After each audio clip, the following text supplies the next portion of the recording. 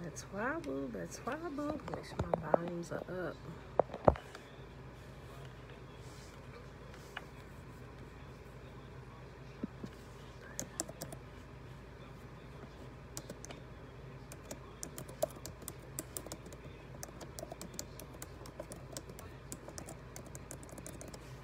Hey, guys. Tiffany. Hold on. I'm trying to get this. Copy. Okay, y'all. Hold on.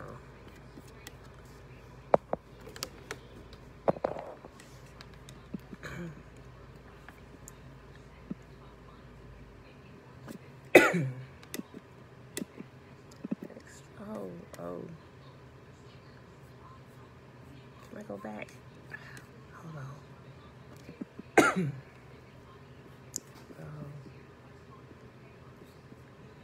I gotta start it over. Hold on, y'all. I'm trying to get, girl, Tiffany. I was tired, boss. I was tired. Hold on, look.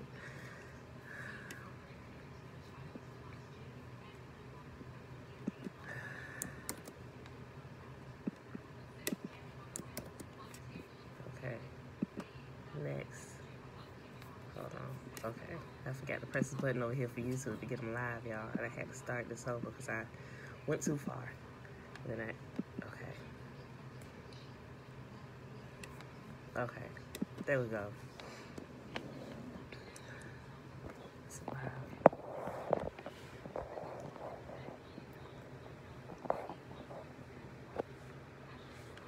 Okay, it's live now on YouTube. All right, beautiful people. Happy Friday, everybody. Happy Friday. Tiffany, yes, sis. The ball game got me. I was tired. Tired, right? Out there huffing and puffing. You see me? Should have seen me stop holding the camera. We actually recorded a video before that. We actually played 2 games. That's why I was super tired. The first game we got, when I went to play it, it said 56 minutes. I'm like, 56 minutes? I know we was only playing for like, what, maybe 10 minutes? He hit the slow-mo the slow-mo button. Jeremiah was recording. He hit it by mistake. He was recording it regular when it started, and he was using the iPad to record it and didn't realize his finger had slipped over the controls, and it switched it to slow-mo. So like the first minute of the game is a regular speed. Then once I get the ball, I start slowing down. I'm like, wait a minute, what did you do? You know, so look, and I crossed up James Nasty in there, so I'm gonna have to do a little clip with the slow-mo part when I crossed him up. Y'all hear him over there? He's like, hey, you crossed him up. Joy, shalom. Yeah, y'all. So we had fun.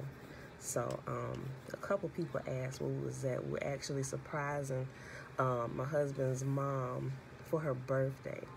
So, and we just kind of showed up. We surprised her for her birthday. We showed up.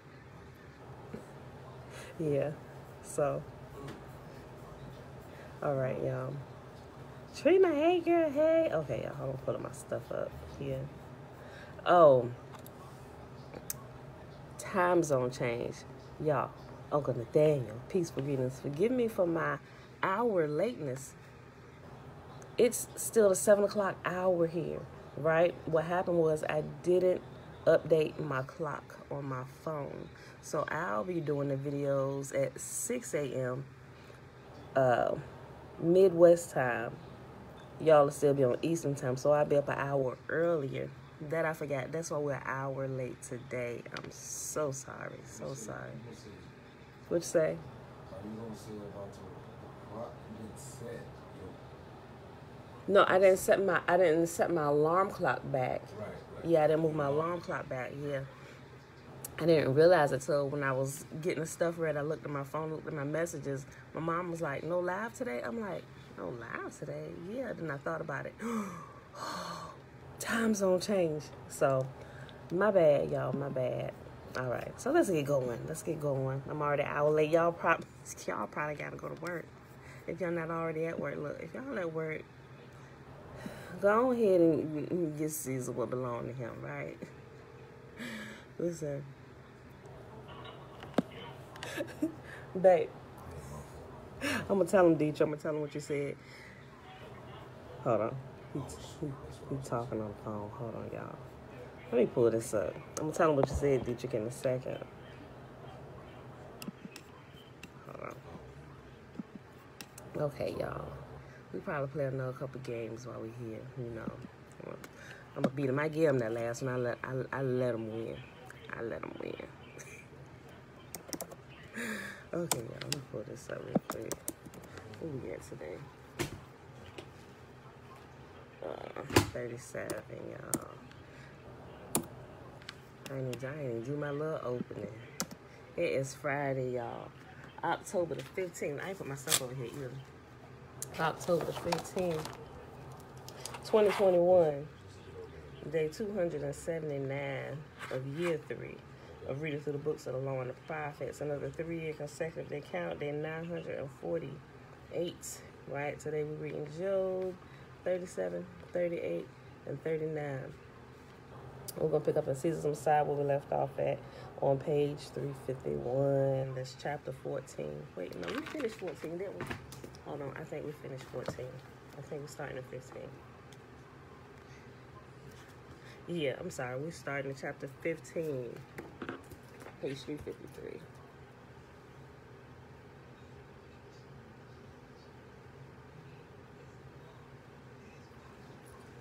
All right, y'all. Babe. Dietrich said, hold on. He said to me, you gotta make Snoop shoot and keep him out the paint. That's how I used to beat him all the time. That's what's up. Okay, y'all. All right, so let's do the Shema. Jolie! What's up, bro? Okay, y'all. Let me pull this up.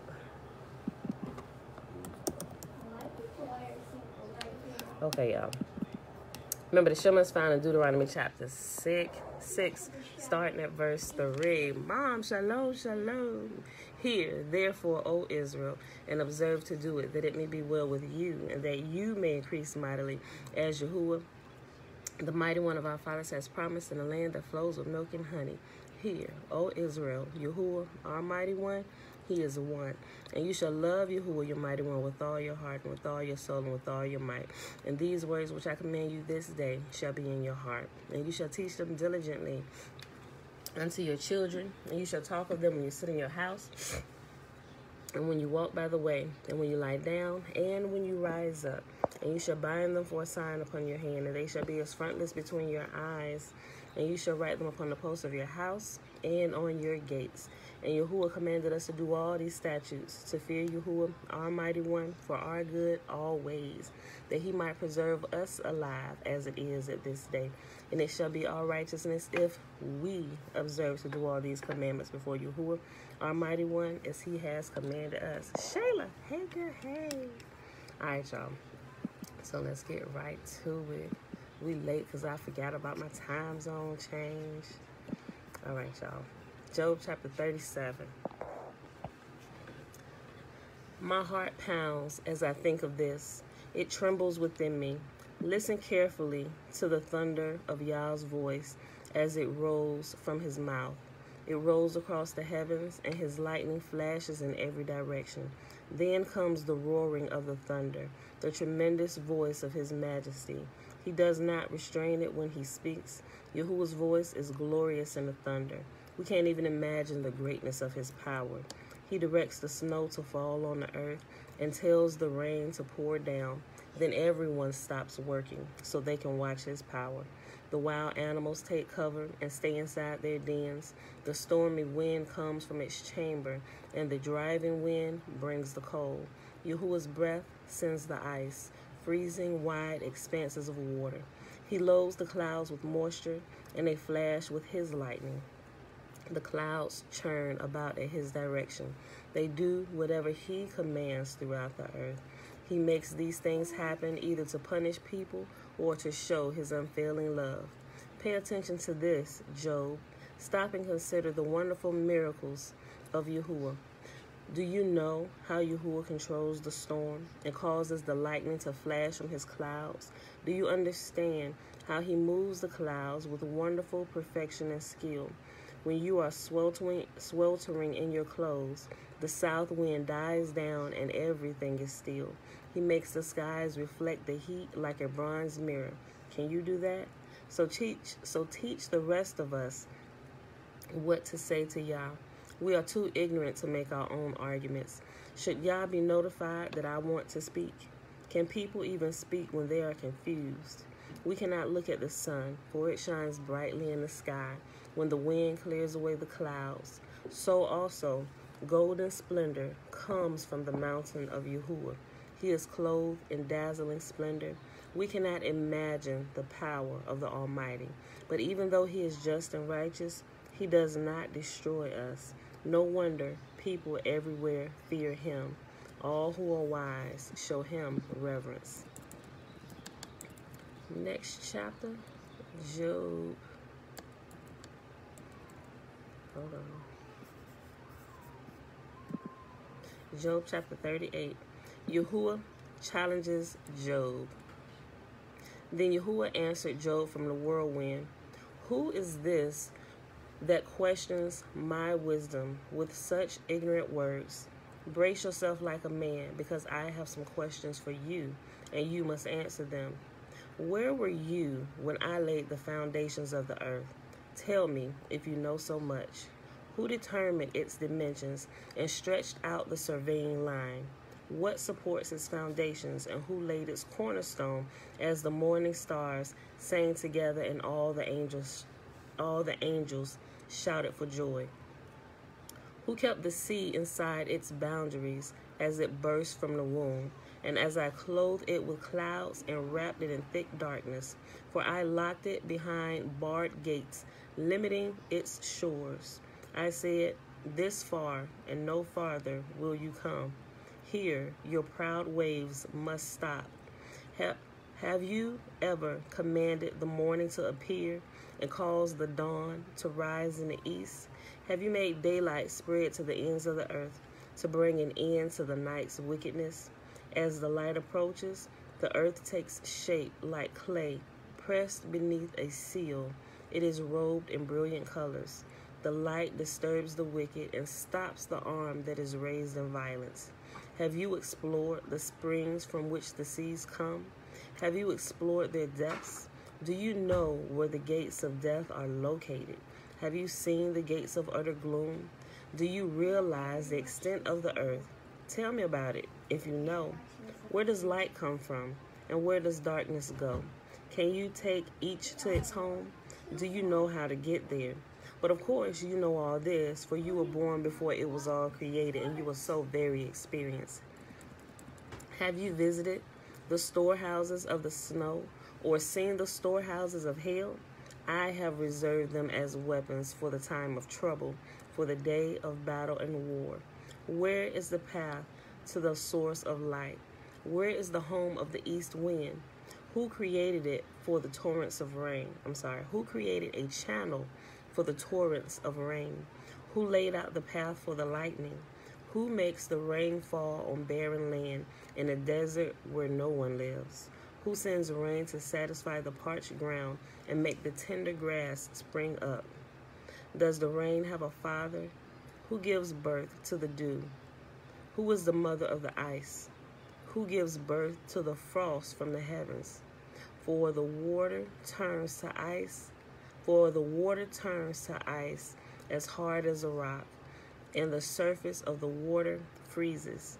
Can you direct the movement of the stars, binding the clusters of the Pleiades, or loosening the cords of Orion? Can you direct the constellation through the seasons, or guide the bear with her cubs across the heavens? Do you know the laws of the universe? Can you use them to regulate the earth? Can you shoot to the clouds and make it rain? Can you make lightning appear and cause it to strike as you direct? Who gives intuition to the heart and instinct to the mind? Who is wise enough to count all the clouds? Who can tilt the water jars of heaven when the parched ground is dry and the soil has hardened into clods? Can you stalk prey for a lioness and satisfy the young lion's appetite as they lie in their dens or crouch in a thicket? Who provides food for the ravens when their young cry out to Yah and wander about in hunger? Last chapter for the day, y'all. Job chapter 39. Yahuwah's challenge continues. Bless the Most Holy. Do you know when the wild goats give birth? Have you watched as deer are born in the wild? Do you know how many months they carry their young? Are you aware of their time of delivery? They crouch down to give birth to their young and deliver their offspring. Their young grow up in the open fields, then leave their home and never return. Who gives the wild donkey its freedom? Who untied its ropes? I have placed it in the wilderness. Its home is the wasteland. It hates the noise of the city and has no driver to shout at it. The mountains are its pasture lands, where it searches for every blade of grass. Will the wild ox consent to be tamed? Will it spend the night in your stall? Can you hitch a wild ox to a plow? Will it plow a field for you? Given its strength, can you trust it? Can you leave and trust the ox to do your work? Can you rely on it to bring home your grain and deliver it to your threshing floor? The ostrich flaps her wings grandly, but they are no match for the feathers of the stork. She lays her eggs on top of the earth, letting them be warmed in the dust. She doesn't worry that a foot might crush them or a wild animal might destroy them. She is harsh toward her young, as if they were not even her own. She doesn't care if they die. For Yahuwah has deprived her of wisdom. He has given her no understanding. But whenever she jumps up to run, she passes the swiftest horse with its rider. Have you given the horse its strength, or clothed its neck with a flowing mane? Did you give it the ability to leap like a locust? Its majestic snorting is terrifying. It paws the earth and rejoices in its strength when it charges out to battle. It laughs at fear and is unafraid. It does not run from the sword. The arrows rattle against it, and the spear and javelin flash. It paws the ground fiercely and rushes forward into battle when the ram's horn blows. It snorts at the sound of the horn. It senses the battle in the distance. It quivers at the captain's command and the noise of battle. Is it your wisdom that makes the hawk soar and spread its wings toward the south? Is it at your command that the eagle rises to the heights to make its nest? It lives on the cliffs, making its home on a distant rocky crag. From there, it hunts its prey, keeping watch with piercing eyes. Its young gulps down blood. Where there is a carcass, there you'll find it. And that, my beautiful people, is our reading for today. That was Job 37, 38, and 39. And we'll actually be finishing the book of Job tomorrow. Right, I know, Tiff, now, I love when y'all begins to speak here. All right, so let me do this. Why you want to see? Pull this up. Ooh, y'all heard in the background. Joy. That translation of the Shema, I am going to have to send it to you. I'll post it. I'll post it in, down at the bottom after today's video. Jerry, peace and blessings. Levine, hey girl, hey. Okay, y'all. Tootie baby is here.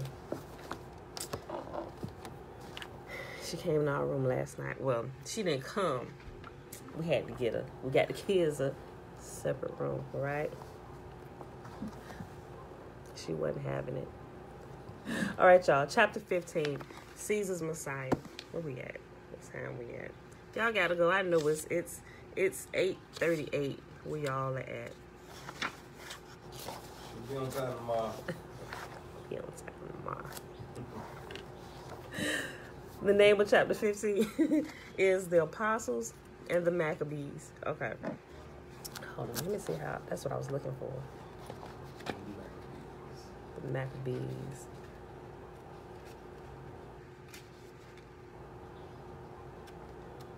Shamaya. Hey, girl. Hey. Hold on. Oh, we ain't gonna finish this chapter today, y'all. Okay. All right. Chapter 15, page 353. The Apostles and the Maccabees.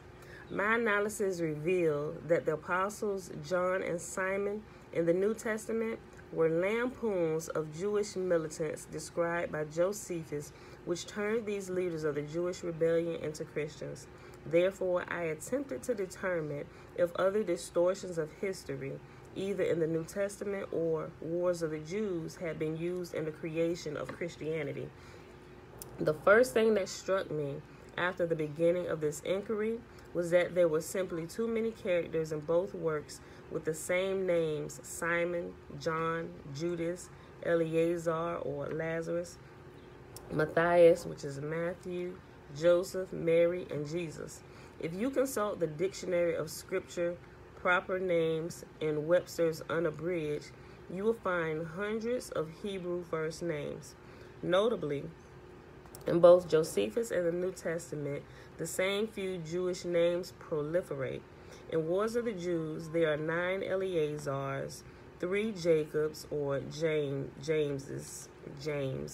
of them, 6 Jesuses, 5 Matthews, 1 Mary, 4 Miriams, 8 Johns, 7 Josephs, 10 Judases, and 13 Simons.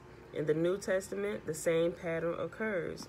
There are 7 Marys, 9 Simons, 2 Johns, 2 Josephs, 4 Judases, 2 Lazaruses, 2 Matthews, 2 Jameses, and the minimum of 3 Jesuses, right?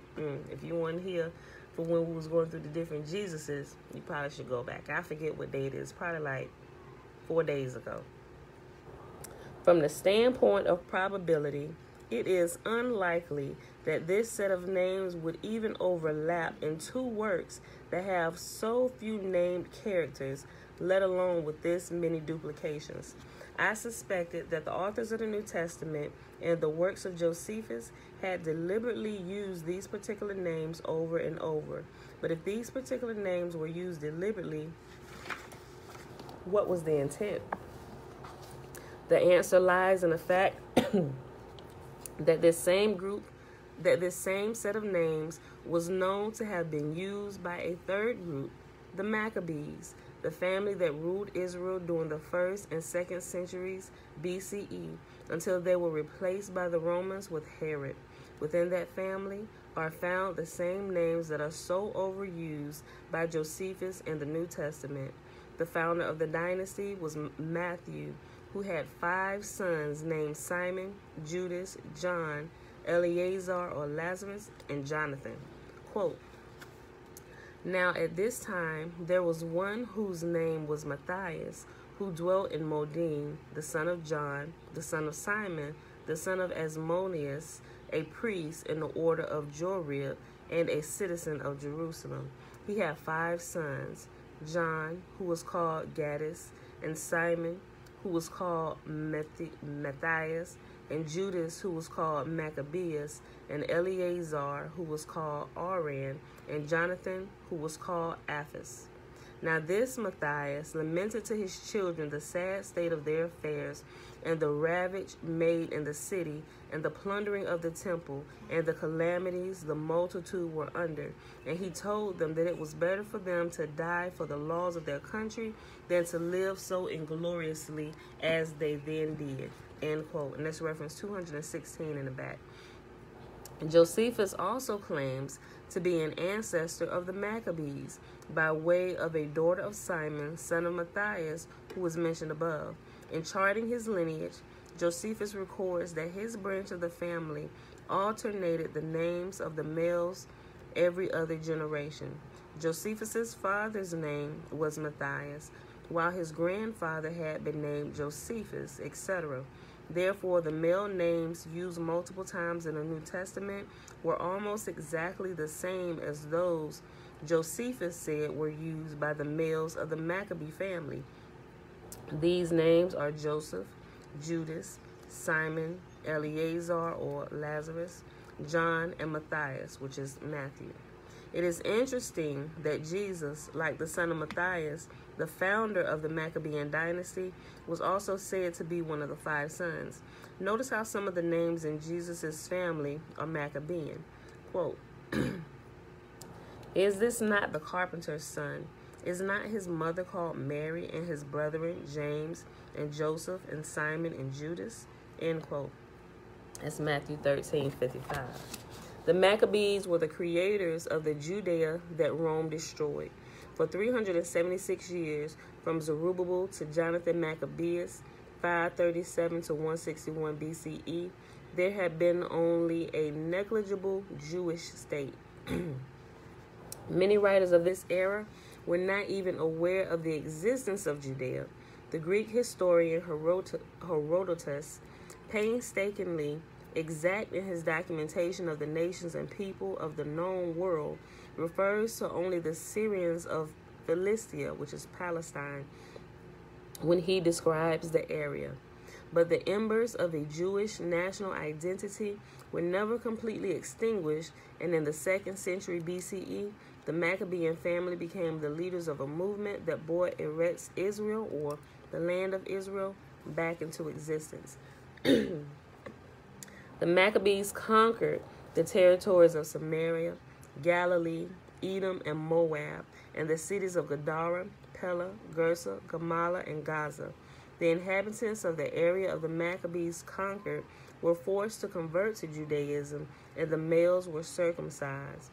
Those who refused were executed. The reign of the Maccabees ended in 37 BCE when Herod, with Roman support, defeated Matthias, Antigonus, the last Maccabean king of Israel. The original Herod was not a Jew, but an Edomite Arab. His authority was challenged by the religiously zealous Jews who believed in the maintenance of a separate racial identity.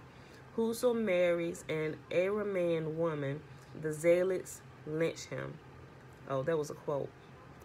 Quote, "Whosoever marries an Aramean woman, the zealots lynch him," end quote, and that's reference 217. The people of Israel dubbed Herod the Edomite slave, referring both to his slavish relationship with Rome and to his non-Jewish background. To many Jews, Herod and his descendants were thus unacceptable as the kings of Israel.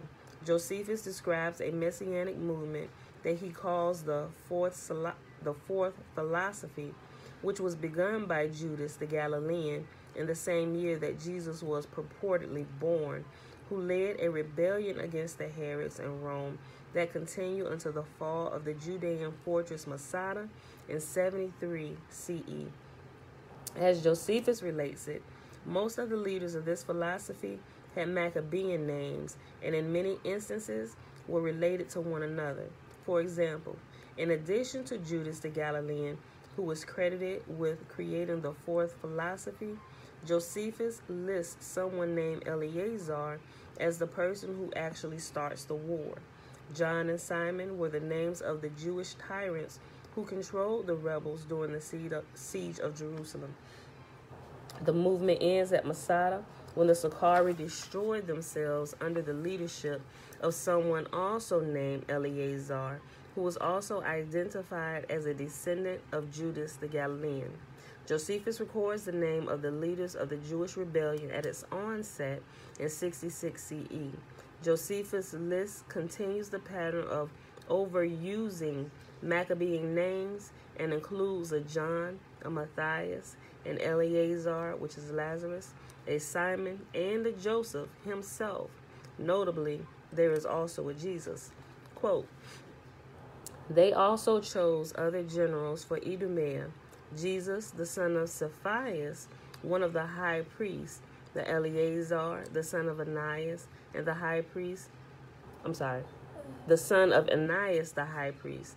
They also enjoined Niger, the then governor of Idumea, who was of a family that belonged to Perea beyond Jordan, and was thence called the Perite, that he should be obedient to those forenamed commanders.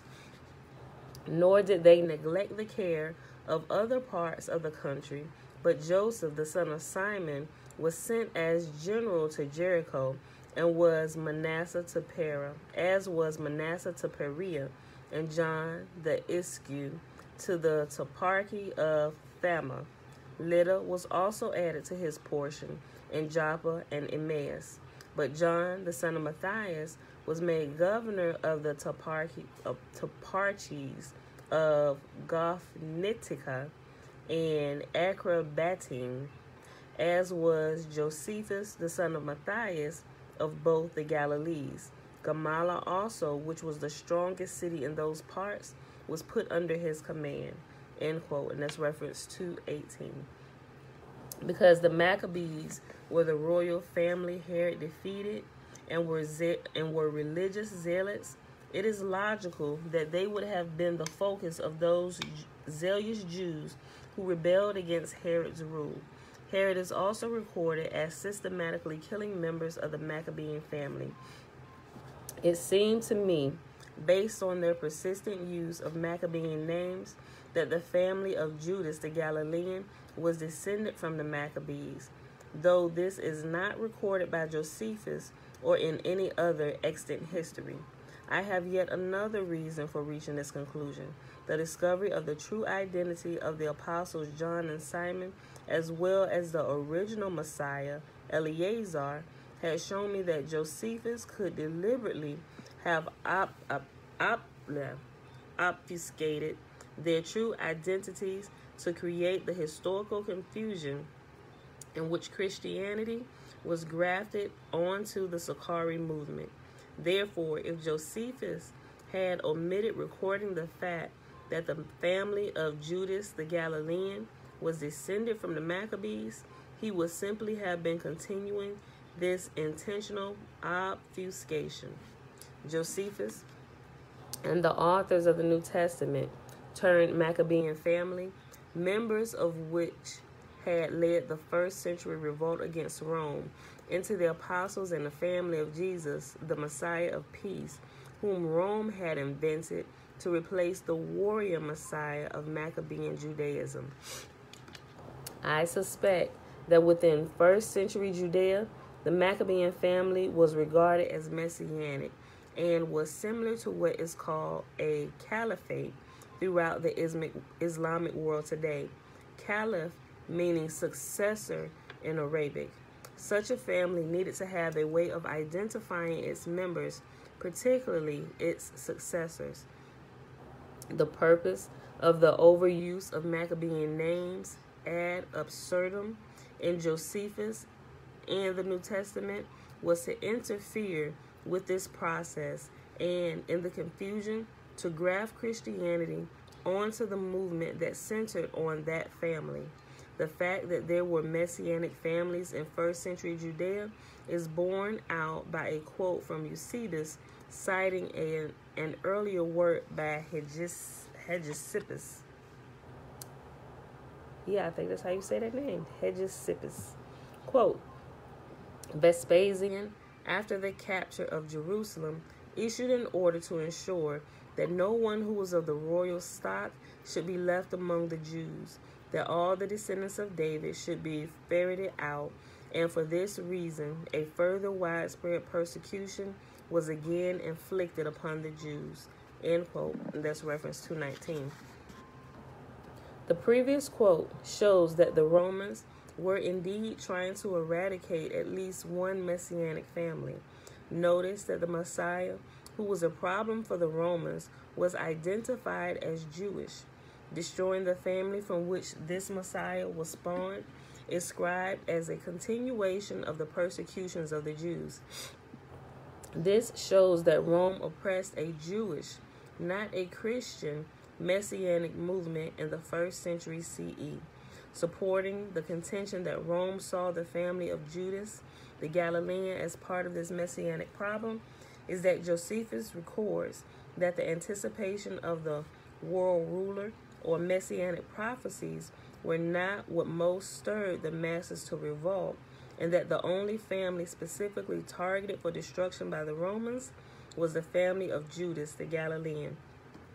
Notice in the following passage that Judas's sons are named James and Simon, just as two of the apostles. Quote, "And besides this, the sons of Judas of Galilee were now slain. I mean, of that Judas who caused the people to revolt when Cyrenius came to take an account of the estates." End quote. That's reference 220. How is that low? Hold on 1 second, y'all. Facebook still recording. Okay. My phone about to die. 20%. Okay.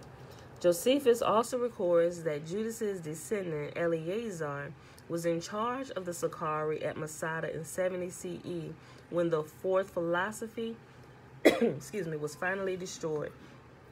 It seems clear that a family that had led messianic revolutionaries generation after generation would have been the family from whom a Messiah would be expected. The passage above suggests that the Zealots saw the family of Judas the Galilean as a messianic family. However, the Maccabees were of the seed of Aaron and not of the family of David. If the family of Judas the Galilean were descendants of the Maccabees and therefore of Aaron, how could they have been seen as messianic by the Jewish rebels? Though the son of David has come to be the Messiah's epithet in both the Talmud and the New Testament in the 1st and 2nd century CE, many Jews look to a Messiah other than the one coming from the family of David. Rabbi Akiva, for example, believed that Bar Kokhba, the revolutionary Jewish leader of the 2nd century CE, was the true Messiah, though nowhere was it claimed that he was of the house of David. More important is the fact that found among the Dead Sea Scrolls were two works, the Damascus document and Community Rule, both of which describe a sect that looked forward to see the appearance of Messiah. In both works, this coming Messiah is described as a member of the family of Aaron. Quote, "This is the exact statement of the statuses in which they shall walk until the coming of the Messiah of Aaron and Israel, who will pardon their iniquity. They shall depart from none of the counsels of the law until there shall come the prophet and the Messiahs of Aaron and Israel." End quote. And that's reference 221 for that first sentence, and the last sentence is reference 222. Each work also refers to the family of Aaron in a way that shows it to be in a position of leadership. Quote, "But God remembered the covenant with the forefathers and raised from Aaron of men discernment." Reference 223. "The sons of Aaron alone shall command in matters of justice and property." Reference 222. The authors of the New Testament were all aware that the Messiah did not need to be of the family of David. Jesus is quoted as stating exactly that. Quote, "How is it that the scribes say that the Christ is the son of David? For David himself said by the Holy Ghost, 'The Lord said to my Lord, sit thou on my right hand till I make thine enemies thy footstool.' David therefore himself calleth him the Messiah, Lord. How then can he be his son?" End quote. And that's found in Mark chapter 12, verses 35 through 37. That Jesus stated that the Messiah need not be of the family of David should not be surprising, because Jesus himself was not of that family. The Gospels of Matthew and Luke trace completely different versions of Jesus' family of David genealogy through his father Joseph, who, of course, was not his father at all, a fact well known to the authors of the Gospels because, according to them, he was born of the Holy Spirit and a virgin. Given the fact that the family of Aaron was considered messianic by many Jews of this era, and that the Maccabean dynasty was the royal Jewish family of this era and was the house of Aaron, it is probable that zealots would have seen the Maccabees as the family from which the Messiah of Aaron would appear. If this theory is correct, then the messianic movement of the first century Judea developed as a reaction against Rome, which had ousted the Maccabees and placed them with their puppets, the family of Herod. The struggle of the first century Judea was akin to many in medieval Europe, in that it involved an ousted royal family seeking to return to power, a foreign government propping up an unpopular king, and a dispute over religion. Jewish zealots, hoping to restore the Maccabean family, focused on those parts of their scripture that they believed prophesied God's sending a Messiah who would restore Israel to a sovereign Jewish state. The book of Daniel, which does not specify which earthly family the Messiah was to come from, would have seemed especially apt because it foresees a Son of God who helps to restore Israel after a series of tribulations. The zealots applied these prophecies to the Maccabees, the Roman authors of Wars of the Jews, in order to transform the Maccabees from the Messianic family of Jews into the founding family of Christianity, created an official history, the Wars of the Jews, that contains an undifferentiated clump of individuals with Maccabean names. These individuals are described variously as robbers and false prophets. One of the purposes of the Wars of the Jews, therefore, was to obscure the real history of the 5 sons of Matthias. Then the Gospels graph Jesus and his 4 brothers named Judas, Simon, Joseph, and James, his father named Joseph, and his mother named Mary, as well as his followers named Simon, Judas, John, Eleazar, and Matthew, onto the history of the Maccabean family. By creating so many characters with Maccabean names, the authors of the New Testament and Wars of the Jews sought to fool the uneducated into believing that Christianity had originated within the Maccabean family. This symbolic grafting of Christianity onto the messianic tradition of the Maccabees was mirrored by an effort to physically graft the Herodian family onto the Maccabees. That's reference 225 in the back. Herod married Miriam, a direct descendant of Matthias, the founder of the Maccabean dynasty. After she bore him 4 children, Herod executed her and her brother, thereby ensuring that only his Maccabean children would remain. Throughout his works, Josephus is very careful to avoid making any mention of the Messiah. He uses the word only twice, both times in conjunction with Jesus, and never explains exactly never explains exactly what the term means. Josephus mentions numerous messianic figures without ever referring to them as a Messiah or a Christ, calling them instead false prophets, robbers, or charlatans. For example, Josephus uses these pejorative secular terms with a character named Theudas, C 45 CE.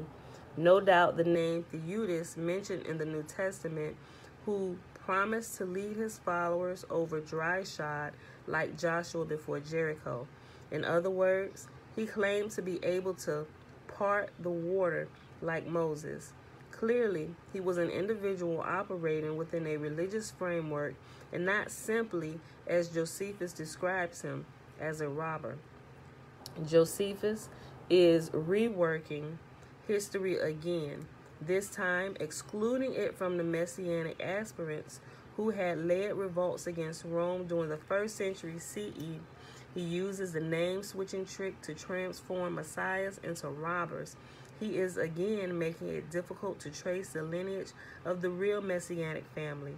The only messianic lineage remaining after 70 CE, according to the New Testament and Josephus, is that of Jesus, who, after endorsing Rome, left the planet.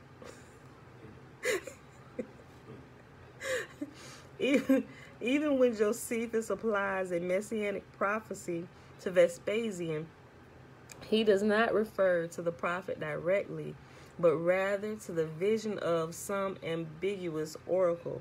I will argue that Josephus's avoidance of the specific prophecies that predict the Messiah, as well as those of the term itself, is an example of how he deliberately blurs the history of Judaism so that Christianity can, in the confusion, claim the history as its own.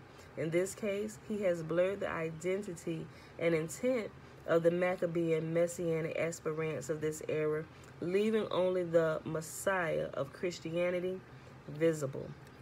With his description of the death of Eleazar, a descendant of Judas the Galilean, at Masada in 73 CE, Josephus hoped not only to wipe from history the truth of the family that had stirred such opposition to Rome, but actually to use its individuals and history as the rock upon the new religion would be built. The transformation of Simon and John above is just part of a deception on a huge scale, encompassing not just the history of a family, but also of an entire religion for more than a century. Christianity is the Sakari movement of Judas the Galilean, deliberately blurred and transformed. The Romans transformed the history of the cult of the militant Maccabean Messiah into the history of Christianity. Robert Eisman has pointed out a number of overlaps between the Sakari movement and Christianity during the second half of the 1st century CE. Both were messianic movements, both were in Judea during the same time period, and both have engaged in missionary activities. More important is Eisman's claim that the word Sakarios itself may be a quasi-anagram and a possible pejorative in Greek, for the word Christian from Sakari would fit perfectly into the pattern of creating Christianity out of the Sakari movement. Josephus describes numerous Eleazars in the Wars of the Jews. I believe that attributes of the I believe that attributes of these Eleazars, together with those of Lazarus in the New Testament, are intended to reveal the identity of the true Messiah. My phone charging. Let's see. What is telling is these Eleazars are so often described as the leaders of a messianic movement. Josephus begins this by stating that an Eleazar was responsible for the true beginning of the war. Quote, I don't know, this might tip over. Let's see.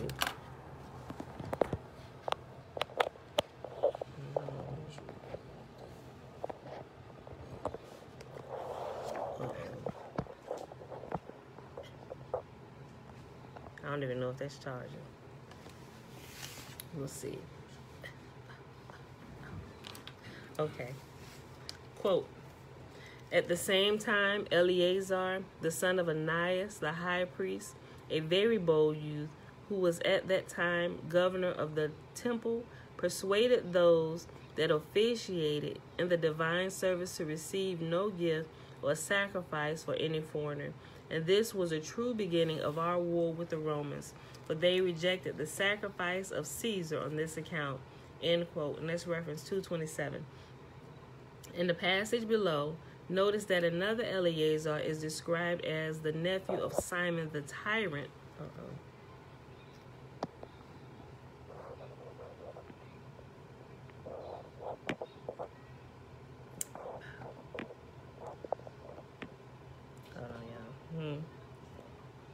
I think I got it. I just can't do any sudden movements. I'm about to end it anyway. Hold on. Okay, so in the passage below, notice that another Eleazar is described as the nephew of Simon the tyrant, who I have identified as the Apostle Simon. This supports the contention that a messianic family led the Jewish rebellion, and the identities of those family members were transformed into apostles and Jesus. Quote, of the seditious, those that had fought bravely in the former battles did the like now, as besides them did Eleazar, the brother's son of Simon the tyrant. But when Titus perceived that his endeavors to spare a foreign temple turned to the damage of his soldiers and then be killed, he gave order to set the gates on fire. End quote. And that's reference 228. We're gonna I'm trying to see a good place to pause this. Hold on. I think it'll be after this right here. This next quote. Okay. We'll be done in a couple minutes. Okay. Josephus identifies a Simon and a Judas as the sons of Jairus, and Eleazar is also identified as a member of this family. The Eleazar, who is a tyrant at Masada and a descendant of Judas the Galilean, is also identified as a relative of Simon the tyrant, the apostle Simon above. Quote, a few of them who privately escaped to Masada, among whom was Eleazar, the son of Jairus, who was of kin to Mahanaim, and acted the part of a tyrant at Masada afterward. And that's the end quote, reference 229. This establishes the family of Jairus as part of the family of Judas the Galilean, the true messianic family, and connects the apostles to the family of Judas the Galilean, which connects the apostles to the family of Jairus that is found in the New Testament. The hopelessly cross-connected genealogy described above is difficult to follow. The old genealogies in the New Testament and Josephus serve both to prevent the uneducated from understanding them, at which Christianity was inserted. While Josephus has purposely made the genealogies difficult to follow, they were constructed to reveal in the New Testament and wars of the Jews were not only the same individuals, but are all members of the same family. All right, y'all. We're going to pause right here today because the Facebook keep going in and out.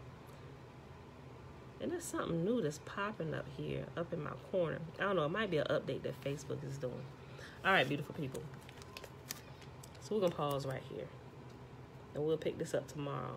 And we'll be on time because I'm going to fix my alarm clocks. I got to set them an hour ahead to make sure I'm on the same time Eastern that I've been doing it. Right now I'm in Midwest. So we are an hour behind my normal time. So that's why we were late today, y'all. So forgive me, a whole hour late. And I realized I can do posts now on YouTube. So I made like a community post and told y'all why I was late. Sorry, everybody. All right, y'all. So today it is Friday, October the 15th, 2021. It is day 279 of year 3 of reading through the books of the Law and the Prophets and of the 3-year consecutive day count, day 948. We read Job 37, 38, and 39. And we picked up in Caesar's Messiah, starting in chapter 15 on page 353 all the way to page 363 today. All right, y'all. Hold on, please. Yeah, I at the hotel. Look, we're at the hotel. Okay, let's do the blessing real quick. Yep. I'll pull this up. Yes, we're going to get something to eat. Not going somewhere. We're going to go downstairs and eat. Yeah, okay. We'll go downstairs and eat. We'll see what they got. If we don't like what they got, we're going to go somewhere and get some breakfast. All right, y'all. Remember the blessing is found in Numbers chapter 6, verses 22 through 27. Remember the, I don't know that book. Remember the light on? Yeah, that's the light on and off. What? Remember, the first 21 verses is the Nazarite vow. Man or woman can take it. And Yahuwah spake unto Moses, saying, Speak unto Aaron and unto his sons, saying, On this wise ye shall bless the children of Israel, saying unto them, May Yahuwah bless us. Oh, I'm jumping down. Hold on. Yahuwah will kneel before us, presenting gifts, and will guard us with the hedge of protection. Yahuwah will illuminate the wholeness of his being towards us, bringing order, and he will provide us with love, sustenance, and friendship. Yahuwah will lift up his wholeness of being and look upon us, and he will set in place all we need to be whole and complete. And they shall put my name upon the children of Israel, and I will bless them. And if y'all are very familiar with the blessing, Then we'll pull that out I in skipped the Jeremiah. whole note. Hold on. If y'all read it from the King James Version, y'all probably are familiar with this version, which is still a good Mom? version, right? And that's what we Mom? read for like the first 3 years up Mom? until a couple months ago. Wait a minute, Pooh. Nani blew you a kiss. She blew you a kiss. She said, Hey, Bella Bella. Hi, Nani. And it goes like this. And Yahuwah spake unto Moses, saying, Speak unto Aaron and unto his sons, saying, On this wise ye shall bless the children of Israel, saying unto them, May Yahuwah bless us and keep us. May Yahuwah make his face to shine upon us and be gracious unto us. May Yahuwah lift up his countenance upon us and give us peace. And they shall put my name upon the children of Israel, and I will bless them. Both versions are still good, but I like the most recent one we've been doing because it's a little more intimate, and it helps you understand it just a little bit more. All right, beautiful people, let me check real quick for questions on Facebook. Okay. Jerry said, Can we please ask, do you believe in spirit guides? No. I know people talk about them, but the only spirit that guides me is Yahuwah. I know other people do, and they do get some activity. They really do. They get some activity from the unseen realm when they do that, but I don't go looking for spirit guides. I let them do what they do. I follow y'all, right? Okay. All right, that's it. A.N. Dixon, shalom, shalom. Yesef, shalom. All right, beautiful people. Love y'all. See y'all back here tomorrow morning. We're going to be on time, Eastern time, which means I got to get up an hour earlier. I'll be going live from Midwest at 6:15 a.m. While it's going to be, if y'all in Eastern time, 7:15 a.m. And now we got people from the UK too and other places. So whatever time, I didn't even look at y'all time. Y'all, I know it's afternoon already in other places like the UK, I believe. I forget. But anyway, y'all, that's it. Trina said your hair is cute. Say thank you. Thank you. Mess with the lights, girl. All right, y'all. I love y'all. I see y'all back here tomorrow, bright and early, 7:15 a.m. Eastern Standard Time, but I'll be on Midwest time. All right, y'all. Love y'all. Peace.